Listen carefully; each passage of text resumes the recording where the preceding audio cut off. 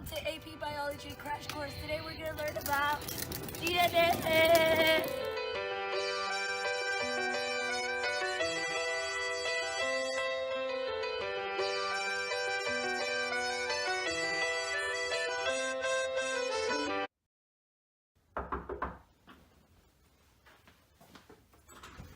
Would you like to learn about DNA? Yes. What makes DNA important, Mikas? It carries the genetic information, and it's a blueprint for all of life. DNA is what makes me, me, you, And girl, you.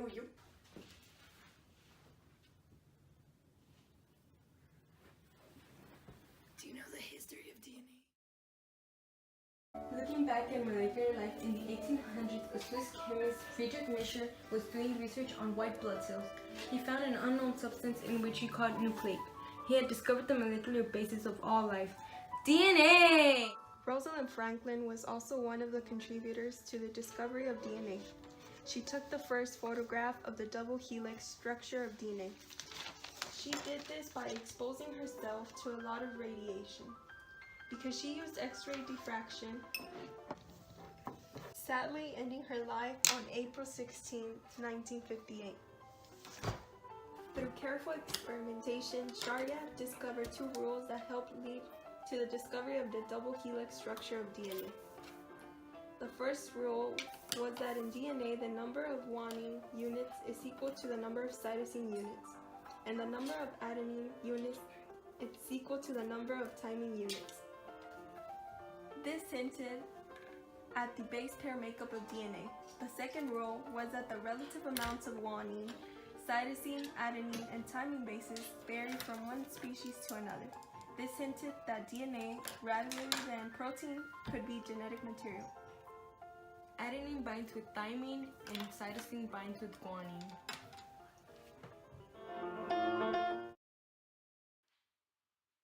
Here we'll start with the structure of DNA. As you can see, it is double-stranded, and because it is double-stranded, that means it will be a double helix.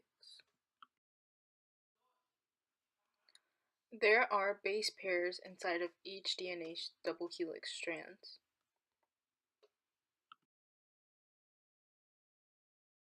The chemical structure of DNA consists of a phosphate group, as well as a pentose sugar. Since we're talking about DNA, the sugar will be deoxyribose. Also, there are nitrogen bases. The nitrogen bases are separated into two groups, purines and pyrimidines. Angels and God are pure, meaning adenine and guanine are purines. Then, the pyrimidines are left with thymine, which is in DNA, uracil, which is in RNA, and cytosine. The pentose sugar in RNA is ribose. RNA versus DNA.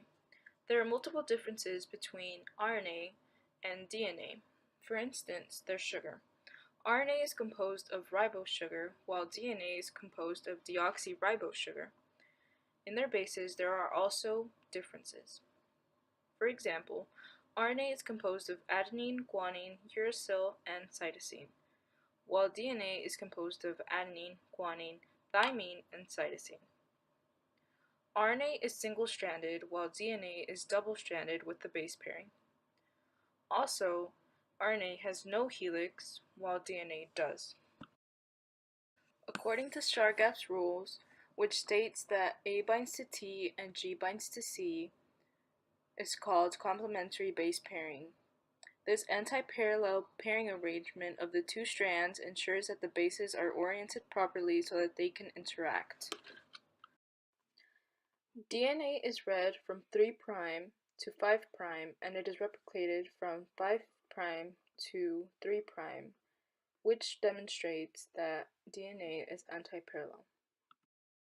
Some important enzymes which contribute to DNA replication are helicase, which unwinds DNA, DNA polymerase, which joins the nucleotide, and primase, which joins RNA, which makes primer using the parental DNA strand, also RNA primer. RNA primer initiates DNA replication.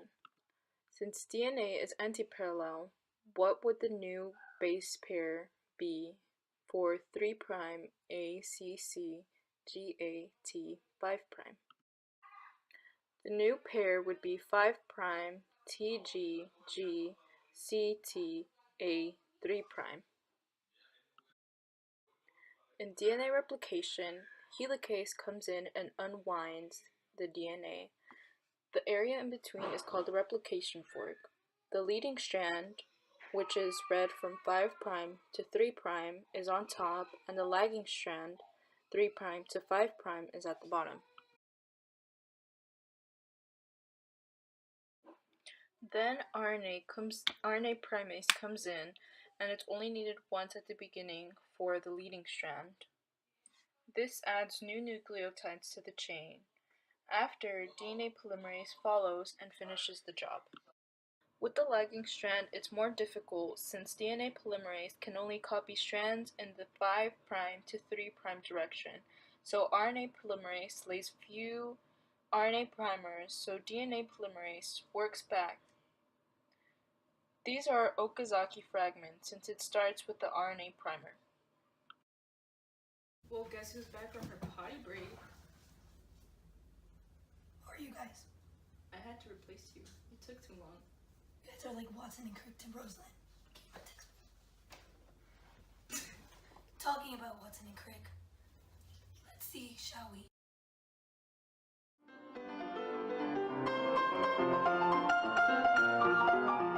Rosalind Franklin worked with Maurice Wilkins at King's Laboratory, where Franklin worked with X-ray diffraction. This enabled her to capture a photograph, specifically photograph 51, which revealed DNA as made of 2 helices. Photograph 51 was shared with Wilkins, Francis Crick, and James Watson without her permission. The data they shared was what allowed Watson and Crick to correctly model as a double helix, which was a project they had been pursuing to do for months.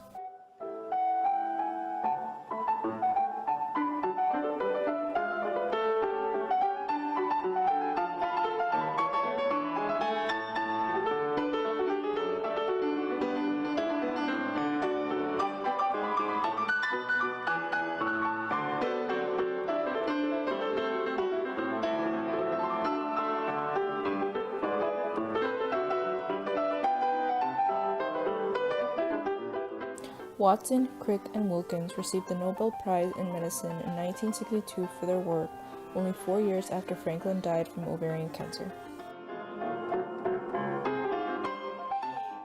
So, I have a surprise for you guys. You get DNA. You get DNA. You get DNA.